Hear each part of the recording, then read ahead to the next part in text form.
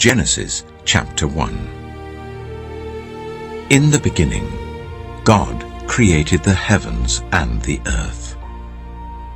Now the earth was formless and empty. Darkness was over the surface of the deep, and the Spirit of God was hovering over the waters. And God said, "Let there be light." And there was light. God saw that the light was good, and he separated the light from the darkness. God called the light day, and the darkness he called night. And there was evening and there was morning, the first day. And God said, "Let there be a vault between the waters to separate water from water." So God made the vault and separated the water under the vault from the water above it, and it was so. God called the vault sky, and there was evening and there was morning, the second day. And God said, "Let the water under the sky be gathered to one place, and let dry ground appear." And it was so. God called the dry ground land, and the gathered waters he called seas. And God saw that it was good. Then God said, "Let the land produce vegetation, seed-bearing plants, and trees on the land that bear fruit with seed in it, according to their various kinds." And it was so. The land produced vegetation, plants bearing seed according to their kinds, and trees bearing fruit with seed in it according to their kinds. And God saw that it was good. And there was evening and there was morning, the third day. And God said, "Let there be lights in the vault of the sky, to separate the day from the night, and let them serve as signs to mark sacred times and days and years. And let them be lights in the vault of the sky to give light on the earth." And it was so. God made two great lights, the greater light to govern the day, and the lesser light to govern the night. He also made the stars. God set them in the vault of the sky to give light on the earth, to govern the day and the night, and to separate light from darkness. And God saw that it was good. And there was evening, and there was morning, the fourth day.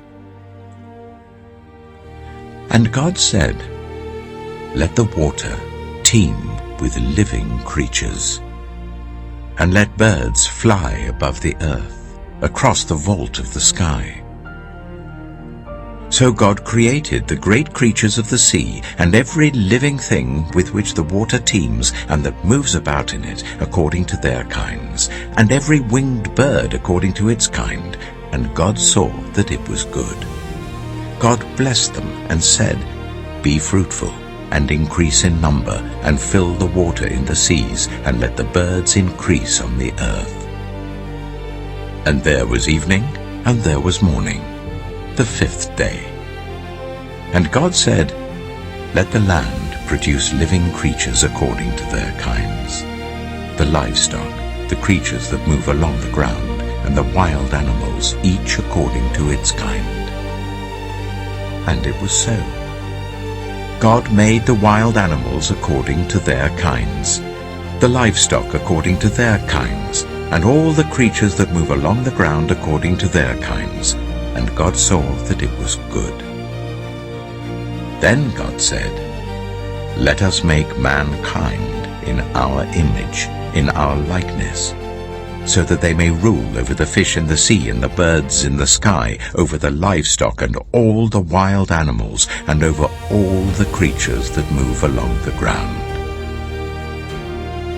So God created mankind in his own image. In the image of God he created them, male and female he created them.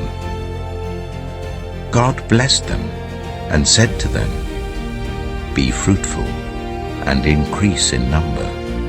Fill the earth and subdue it. Rule over the fish in the sea and the birds in the sky, and over every living creature that moves on the ground.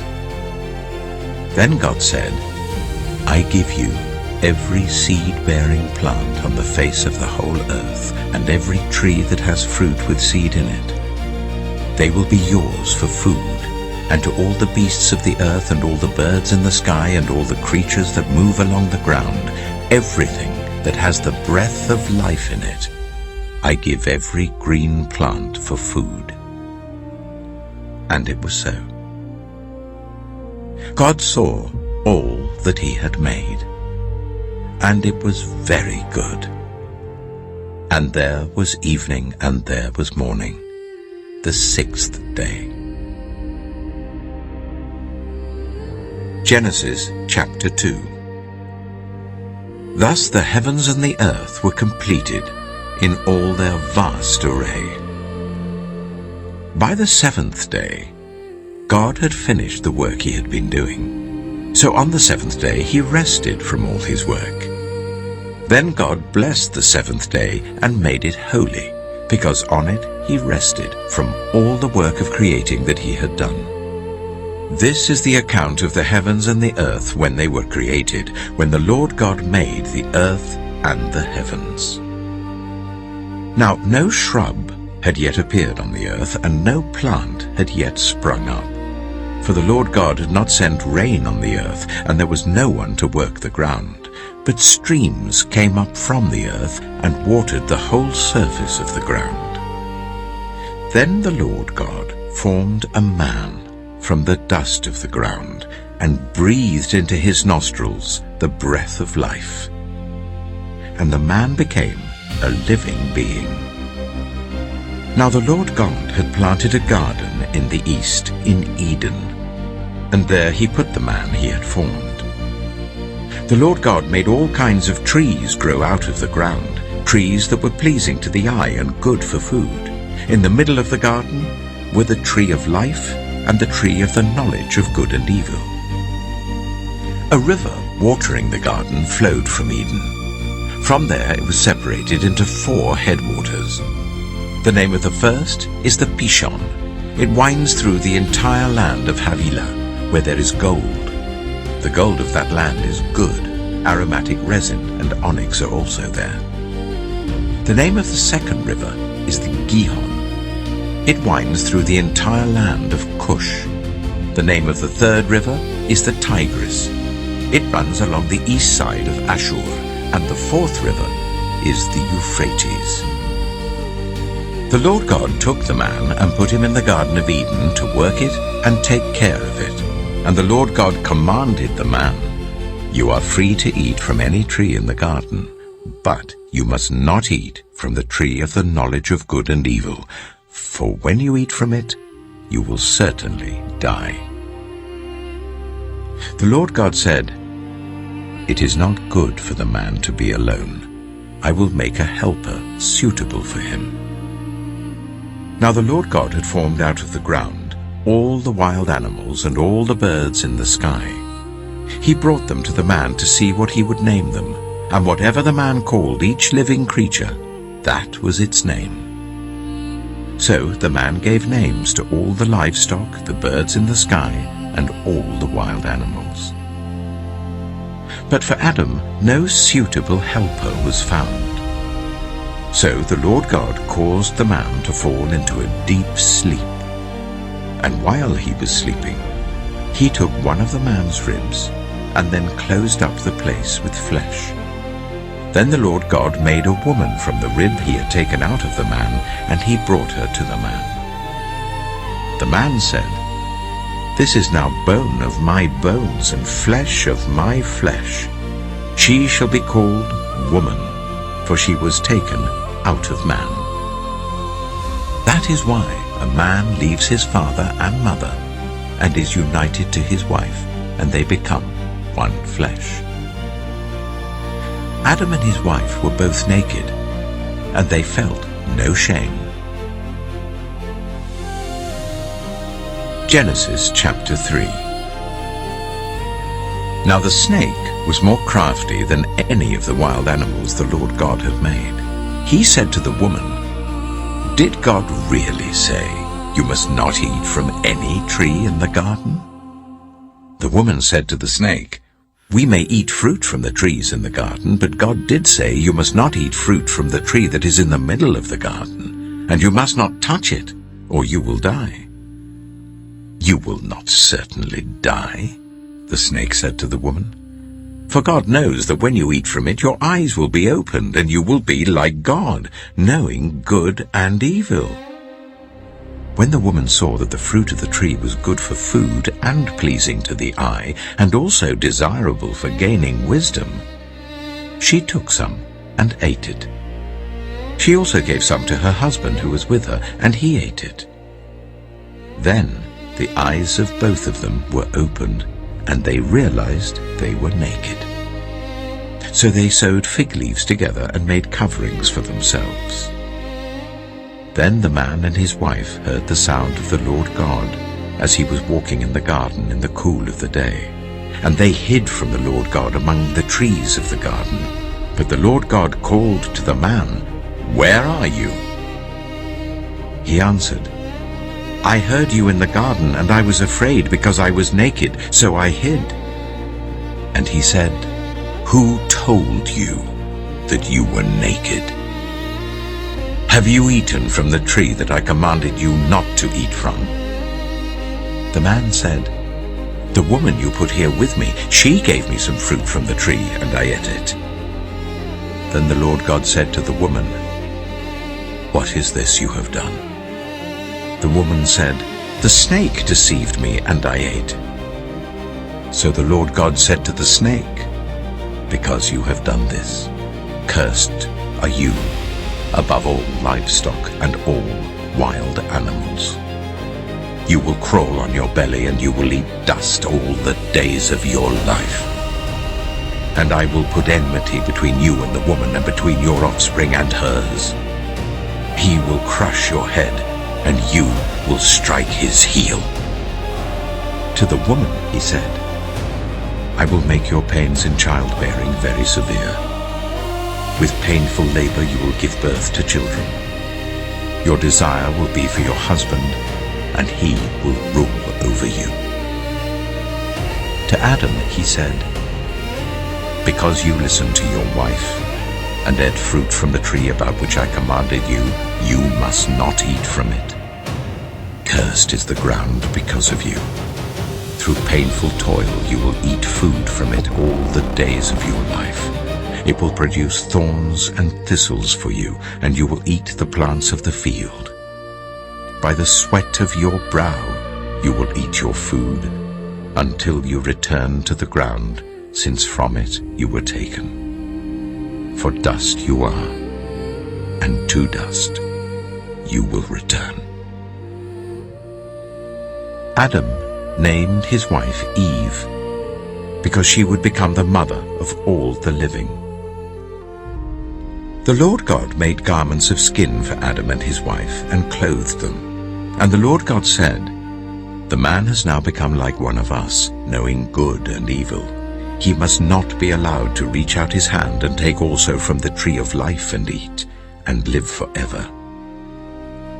So the Lord God banished him from the Garden of Eden to work the ground from which he had been taken. After he drove the man out, he placed on the east side of the Garden of Eden cherubim and a flaming sword flashing back and forth to guard the way to the tree of life. Genesis chapter 4. Adam made love to his wife Eve, and she became pregnant and gave birth to Cain. She said, "With the help of the Lord I have brought forth a man." Later she gave birth to his brother Abel. Now Abel kept flocks, and Cain worked the soil. In the course of time, Cain brought some of the fruits of the soil as an offering to the Lord. But Abel also brought an offering, fat portions from some of the firstborn of his flock. The Lord looked with favor on Abel and his offering, but on Cain and his offering he did not look with favor. So Cain was very angry, and his face was downcast. Then the Lord said to Cain, "Why are you angry? Why is your face downcast? If you do what is right, will you not be accepted? But if you do not do what is right, sin is crouching at your door. It desires to have you, but you must rule over it." Now Cain said to his brother Abel, "Let's go out to the field." While they were in the field, Cain attacked his brother Abel and killed him. Then the Lord said to Cain, "Where is your brother Abel?" "I don't know," he replied. "Am I my brother's keeper?" The Lord said, "What have you done? Listen, your brother's blood cries out to me from the ground. Now you are under a curse and driven from the ground, which opened its mouth to receive your brother's blood from your hand. When you work the ground, it will no longer yield its crops for you. You will be a restless wanderer on the earth." Cain said to the Lord, "My punishment is more than I can bear. Today you are driving me from the land, and I will be hidden from your presence. I will be a restless wanderer on the earth, and whoever finds me will kill me." But the Lord said to him, "Not so.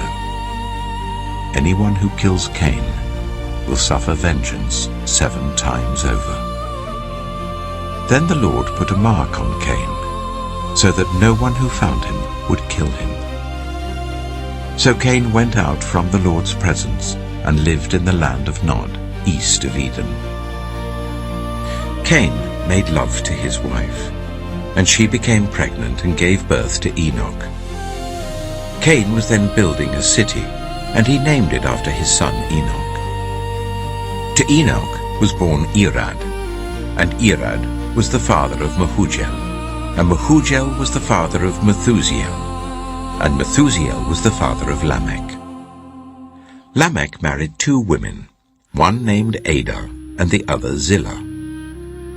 Ada gave birth to Jabal. He was the father of those who live in tents and raise livestock. His brother's name was Jubal. He was the father of all who play stringed instruments and pipes. Zillah also had a son, Tubal-Cain, who forged all kinds of tools out of bronze and iron. Tubal-Cain's sister was Naamah. Lamech said to his wives, "Ada and Zillah, listen to me. Wives of Lamech, hear my words. I have killed a man for wounding me, a young man for injuring me. If Cain is avenged 7 times, then Lamech 77 times." Adam made love to his wife again, and she gave birth to a son and named him Seth, saying, "God has granted me another child in place of Abel, since Cain killed him." Seth also had a son, and he named him Enosh. At that time, people began to call on the name of the Lord. Genesis chapter 5. This is the written account of Adam's family line. When God created mankind, he made them in the likeness of God. He created them male and female and blessed them, and he named them mankind when they were created. When Adam had lived 130 years, he had a son in his own likeness, in his own image, and he named him Seth. After Seth was born, Adam lived 800 years and had other sons and daughters. Altogether, Adam lived a total of 930 years, and then he died. When Seth had lived 105 years, he became the father of Enosh. After he became the father of Enosh, Seth lived 807 years and had other sons and daughters. Altogether, Seth lived a total of 912 years, and then he died. When Enosh had lived 90 years, he became the father of Kenan. After he became the father of Kenan, Enosh lived 815 years and had other sons and daughters. Altogether, Enosh lived a total of 905 years, and then he died. When Kenan had lived 70 years, he became the father of Mahalalel. After he became the father of Mahalalel, Kenan lived 840 years and had other sons and daughters. Altogether, Kenan lived a total of 910 years, and then he died. When Mahalalel had lived 65 years, he became the father of Jared. After he became the father of Jared, Mahalalel lived 830 years and had other sons and daughters. Altogether, Mahalalel lived a total of 895 years, and then he died. When Jared had lived 162 years, he became the father of Enoch. After he became the father of Enoch, Jared lived 800 years and had other sons and daughters. Altogether, Jared lived a total of 962 years, and then he died. When Enoch had lived 65 years, he became the father of Methuselah. After he became the father of Methuselah, Enoch walked faithfully with God 300 years and had other sons and daughters. Altogether, Enoch lived a total of 365 years. Enoch walked faithfully with God. Then he was no more, because God took him away. When Methuselah had lived 187 years, he became the father of Lamech. After he became the father of Lamech, Methuselah lived 782 years and had other sons and daughters. Altogether, Methuselah lived a total of 969 years, and then he died. When Lamech had lived 182 years, he had a son. He named him Noah, and said, "He will comfort us in the labor and painful toil of our hands, caused by the ground the Lord has cursed." After Noah was born, Lamech lived 595 years and had other sons and daughters. Altogether, Lamech lived a total of 777 years, and then he died. After Noah was 500 years old, he became the father of Shem, Ham, and Japheth. Genesis chapter 6. When human beings began to increase in number on the earth, and daughters were born to them, the sons of God saw that the daughters of humans were beautiful, and they married any of them they chose. Then the Lord said, "My spirit will not contend with humans forever, for they are mortal. Their days will be 120 years. The Nephilim were on the earth in those days, and also afterward, when the sons of God went to the daughters of humans and had children by them. They were the heroes of old, men of renown. The Lord saw how great the wickedness of the human race had become on the earth, and that every inclination of the thoughts of the human heart was only evil all the time. The Lord regretted that he had made human beings on the earth, and his heart was deeply troubled. So the Lord said, "I will wipe from the face of the earth the human race I have created, and with them the animals, the birds, and the creatures that move along the ground, for I regret that I have made them." But Noah found favor in the eyes of the Lord. This is the account of Noah and his family. Noah was a righteous man, blameless among the people of his time, and he walked faithfully with God. Noah had 3 sons, Shem, Ham, and Japheth. Now the earth was corrupt in God's sight, and was full of violence. God saw how corrupt the earth had become, for all the people on the earth had corrupted their ways. So God said to Noah, "I am going to put an end to all people, for the earth is filled with violence because of them. I am surely going to destroy both them and the earth. So make yourself an ark of cypress wood, make rooms in it, and coat it with pitch inside and out. This is how you are to build it. The ark is to be 300 cubits long, 50 cubits wide, and 30 cubits high. Make a roof for it, leaving below the roof an opening 1 cubit high all around. Put a door in the side of the ark, and make lower, middle, and upper decks. I'm going to bring floodwaters on the earth to destroy all life under the heavens, every creature that has the breath of life in it. Everything on earth will perish. But I will establish my covenant with you, and you will enter the ark, you and your sons and your wife and your sons' wives with you.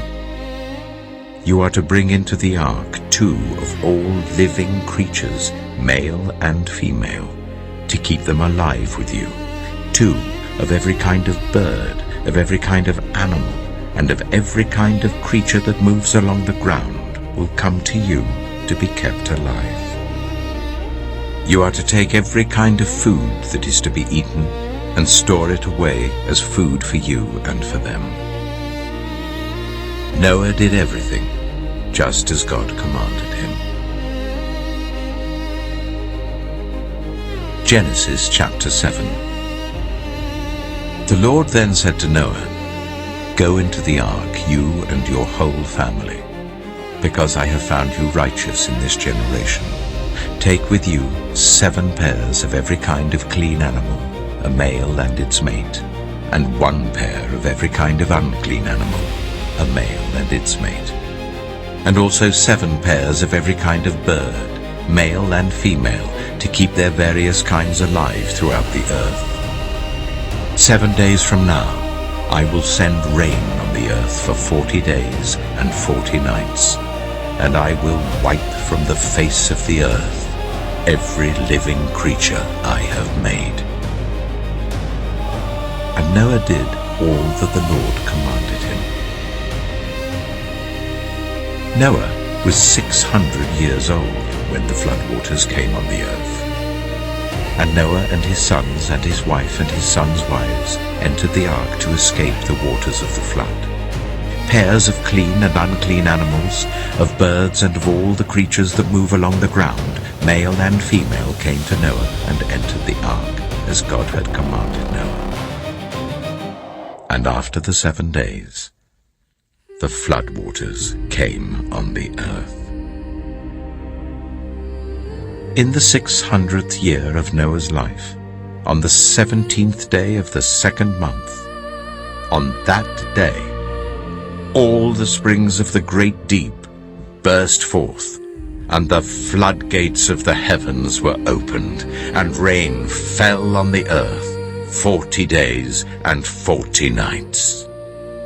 On that very day, Noah and his sons, Shem, Ham, and Japheth, together with his wife and the wives of his 3 sons, entered the ark.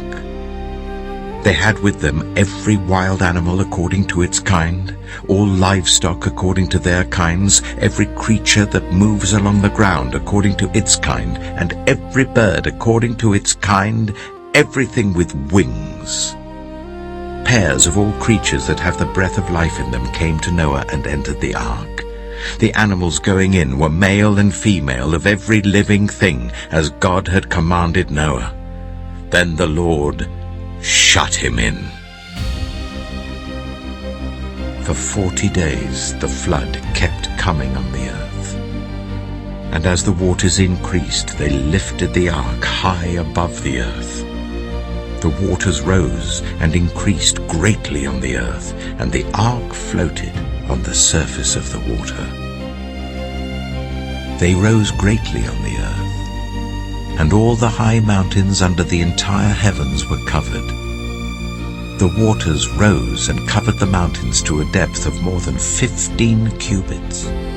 Every living thing that moved on land perished. Birds, livestock, wild animals, all the creatures that swarm over the earth, and all mankind. Everything on dry land that had the breath of life in its nostrils died. Every living thing on the face of the earth was wiped out. People and animals and the creatures that move along the ground and the birds were wiped from the earth. Only Noah was left, and those with him in the ark. the waters flooded the earth for 150 days. Genesis chapter 8. But God remembered Noah and all the wild animals and the livestock that were with him in the ark. And he sent a wind over the earth, and the waters receded. Now the springs of the deep and the floodgates of the heavens had been closed, and the rain had stopped falling from the sky. The water receded steadily from the earth. At the end of the 150 days, the water had gone down. And on the 17th day of the 7th month, the ark came to rest on the mountains of Ararat. The waters continued to recede until the 10th month, and on the first day of the 10th month, the tops of the mountains became visible. After 40 days, Noah opened a window he had made in the ark and sent out a raven, and it kept flying back and forth until the water had dried up from the earth. Then he sent out a dove to see if the water had receded from the surface of the ground. But the dove could find nowhere to perch because there was water over all the surface of the earth. So it returned to Noah in the ark. He reached out his hand and took the dove and brought it back to himself in the ark. He waited 7 more days and again sent out the dove from the ark. When the dove returned to him in the evening, there in its beak was a freshly plucked olive leaf. Then Noah knew that the water had receded from the earth. He waited 7 more days and sent the dove out again, but this time it did not return to him. By the first day of the 1st month of Noah's 601st year, the water had dried up from the earth. Noah then removed the covering from the ark and saw that the surface of the ground was dry. By the 27th day of the 2nd month, the earth was completely dry. Then God said to Noah, "Come out of the ark, you and your wife and your sons and their wives. Bring out every kind of living creature that is with you, the birds, the animals, and all the creatures that move along the ground, so they can multiply on the earth and be fruitful and increase in number on it." So Noah came out, together with his sons and his wife and his sons' wives. All the animals and all the creatures that move along the ground and all the birds, everything that moves on land, came out of the ark, one kind after another. Then Noah built an altar to the Lord, and taking some of all the clean animals and clean birds, he sacrificed burnt offerings on it. The Lord smelled the pleasing aroma and said in his heart, "Never again will I curse the ground because of humans, even though every inclination of the human heart is evil from childhood. And never again will I destroy all living creatures as I have done. As long as the earth endures, seed time and harvest, cold and heat, summer and winter, day and night, will never cease." Genesis chapter 9. Then God blessed Noah and his sons, saying to them, "Be fruitful and increase in number and fill the earth. The fear and dread of you will fall on all the beasts of the earth and on all the birds in the sky, on every creature that moves along the ground, and on all the fish in the sea. They are given into your hands. Everything that lives and moves about will be food for you. Just as I gave you the green plants, I now give you everything. But you must not eat meat that has its lifeblood still in it. And for your lifeblood I will surely demand an accounting. I will demand an accounting from every animal, and from each human being too I will demand an accounting for the life of another human being. Whoever sheds human blood by humans, shall their blood be shed. For in the image of God has God made mankind. As for you, be fruitful and increase in number. multiply on the earth, and increase upon it." Then God said to Noah and to his sons with him, "I now establish my covenant with you and with your descendants after you, and with every living creature that was with you, the birds, the livestock, and all the wild animals, all those that came out of the ark with you, every living creature on earth. I establish my covenant with you. Never again will all life be destroyed by the waters of a flood. Never again will there be a flood to destroy the earth." And God said, "This is the sign of the covenant I am making between me and you and every living creature with you, a covenant for all generations to come. I have set my rainbow in the clouds, and it will be the sign of the covenant between me and the earth. Whenever I bring clouds over the earth and the rainbow appears in the clouds, I will remember my covenant between me and you and all living creatures of every kind. Never again will the waters become a flood to destroy all life. Whenever the rainbow appears in the clouds, I will see it and remember the everlasting covenant between God and all living creatures of every kind on the earth." So God said to Noah, "This is the sign of the covenant I have established between me and all life on the earth." The sons of Noah who came out of the ark were Shem, Ham, and Japheth. Ham was the father of Canaan. These were the three sons of Noah, and from them came the people who were scattered over the whole earth. Noah, a man of the soil, proceeded to plant a vineyard. When he drank some of its wine, he became drunk and lay uncovered in his tent. Ham, the father of Canaan, saw his father naked and told his two brothers outside. But Shem and Japheth took a garment and laid it across their shoulders. Then they walked in backward and covered their father's naked body. Their faces were turned the other way, so that they would not see their father naked. When Noah awoke from his wine and found out what his youngest son had done to him, he said, "Cursed be Canaan. The lowest of slaves will he be to his brothers."